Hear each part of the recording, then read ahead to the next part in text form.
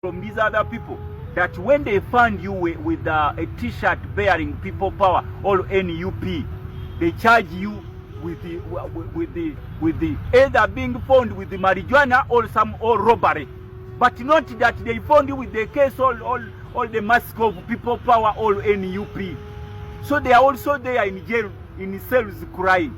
I found even some soldiers who are arrested that they have connections with the Kyagulanyi. There are also many of them are there that they trace their phone calls.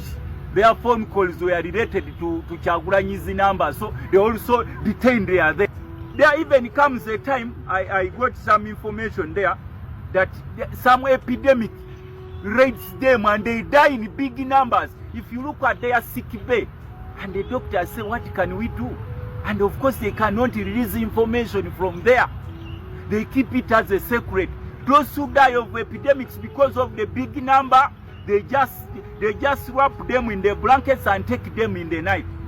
My dear friend, at times I cried when I saw what was happening to these young men.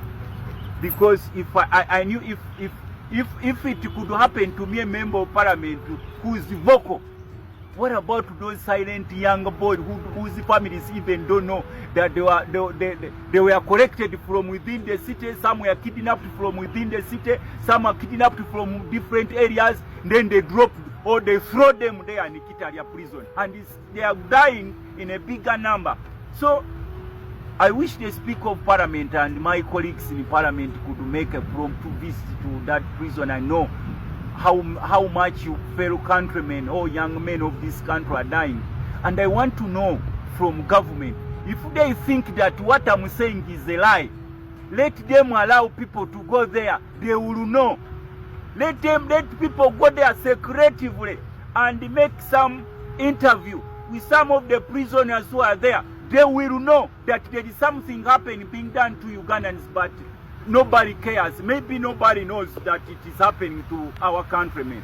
I came to know you cannot find justice in Uganda because most of the magistrates and judges are cadres of the regime.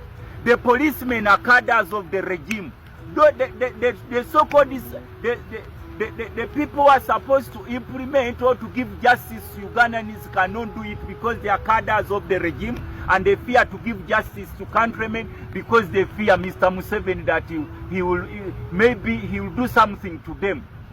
The custodians of the law, the custodians of the laws of Uganda, the judges, not all, but most judges, most magistrates are cadres of the regime. They cannot dispense justice to where it is supposed to be. So it is upon Ugandans to see what they can do, but there is a lot of things happening in this country. So it's upon countrymen and people in the world to come out and help us. Some of these prisons are like concentration camps of Hitler. So many Ugandans are dying from there, especially young men. They are being imprisoned there, they can't get justice. Not even courts of law call them such that they can be listened to, but they are just dying there silently and nobody cares. So I appeal to countrymen, fellow countrymen, Ugandans. There is genocide, but it is silently done. Specifically to young men from the central region here in Uganda. You could hear Segundi, Rugundi, Gundi. They are there.